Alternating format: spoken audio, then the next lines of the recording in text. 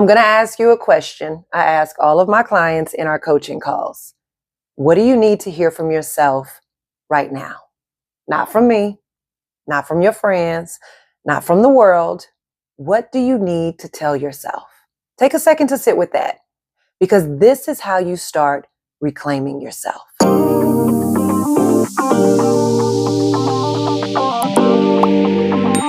Hey, it's your no bullshit transformation coach, Lora Rosemon, and welcome to the final video of Reclaiming Yourself in 2025 series. This question, what do you need to hear from yourself, gets to the core of why you might feel stuck or disconnected. And today, I'm going to help you answer that. We're diving into what it really means to show up for yourself every damn day. And I'll give you the tools to do it consistently. So let's get into it. So here's the thing. Sometimes we are so busy listening to the noise around us that we forget to check in with ourselves. So right now, I want you to pause, and think about what you've been going through lately. And ask yourself, what do I need to hear from me? Maybe it's I'm proud of you, or it's okay to rest, or I forgive you. Whatever it is, write it down, say it out loud, and start there. This is one of the questions I ask my clients because it's so powerful. This isn't about fixing you. You're not broken. Let's get that clear, all right? This is about reconnecting to the voice you've drowned out for too long. And once you start listening to yourself, you can start showing up for yourself in ways that actually stick. And let me be brutally honest, this shit ain't glamorous. It's not always gonna look perfect every damn day. Some days showing up means crushing your goals, when other days it's just getting out of bed. Both matter, both count. And it's about giving yourself grace in the process. You're not alone, okay? We all have days where the excuses feel louder than the drive. I'm too tired, I'll start tomorrow, or it doesn't matter anyway. But here's the truth. You'll never reclaim yourself if you keep waiting for the perfect moment. The perfect moment is now. Start messy, start imperfect. Just do the shit, okay? Well, like Nike said, just do it. Quick story time. First of all, my kids keep me busy. They are basketball, 10 years old, my son, and my daughter who is 12, and she's volleyball. They have practice Monday, Tuesday, Wednesday, Thursday, Saturday, and I do extra trainings for them whatever day I can, which is usually Sunday. Okay, so we have pretty much no days off. It's all about their lives. And I love that, teaching them commitment, consistency, and dedication to the things that they want to do, right? So come Monday, it's time for me to show up for me. I had made a commitment to co-work, but you think I wasn't tired? Oh, I'm fucking tired, okay? Tired crossed my mind like, oh my God, I haven't had a moment to sleep in. I haven't had a moment to rest. I'm still going. But guess what?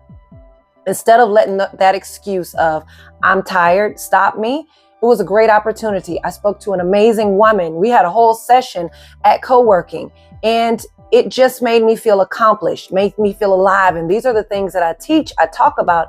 Yes, some days we're tired, but we also can't let tired be an excuse for opportunities or stopping you from stepping into the best version of yourself. Sometimes you have to do it tired. There's a difference from being burnt out and stepping out of your comfort zone. Okay, so I just wanted to insert that. Showing up for yourself may be uncomfortable. It may feel like a burden. It may feel like it's forced at times, but once you do, it's so rewarding. I'm gonna put a pin in that as well. We're gonna come back to burnout and tired or laziness and excuses. We're gonna cover that this season. So yeah, put a pin in that. Make sure that you subscribe if you're gonna wanna catch that, and actually drop in the comment if that's a topic that you would like to discuss as well. Okay, now let's get back to it. So now I'm gonna share with you 3 steps on how to keep showing up consistently. Okay, so step 1 is commit to small wins. Consistency isn't about doing it all. It's about doing something. Okay, you catch that? Doing something. If you can't do the whole workout, stretch for 5 minutes. If you can't journal a page, write 1 sentence. Small wins build momentum, and momentum is everything. I make my bed every morning. Someone may think that that's what you're supposed to do. Not everybody makes their bed. That's a win for me. I love my bed looking nice, clean. That's how I start my day. Step 2, create your daily check-in. Y'all getting a live session here with me today, okay? Every morning, ask yourself, what do I need to hear from myself today? What do I need to do for me today? Write it down. Let it guide your actions. This simple practice will keep you grounded and focused on what really matters to you. Okay? So this is where our selfish, unapologetic vibes kick in. Our self-love, our self-worth, our self-healing, our self-motivation, our self-care, our self-respect. All the selfish vibes kick in here on step 3. Make it a non-negotiable. Showing up for yourself is non-negotiable. You wouldn't skip feeding your kids, right? Your pets. Some of these pets living better than me. So don't skip feeding your soul, your spirit. Make it a non-negotiable part of your life and watch how everything starts to shift. I used to say that I was a recovering people pleaser, but I don't even want to say recovering because I wasn't born a people pleaser, okay? I am a Leo, Spitfire, free spirit, okay? But in 2011, after I lost my sister, I went into a space of not knowing who I was. And so I lost a sense of who I was. I lost a sense of self-identity. And I became very vulnerable to a lot of people and allowed them in my space and in my energy, right? And so I felt like I needed people in my space for the love, for the support, right? But not everybody is there to support you and love on you. You don't need everybody's energy in your space, all right? And then I got sick and tired of being sick and tired. I felt more drained. I felt more lost. I felt more disconnected instead of empowered, right? And this is where my mentor came into play. She spoke life over me every single time because she knew my potential. She knew what I was capable of doing, and she knew I had a message inside of me. And that's why I'm sitting here today sharing with you. I'm here to help you with the steps. Reclaim yourself, step into your best self, highlight your full potential, and let the world see it, right?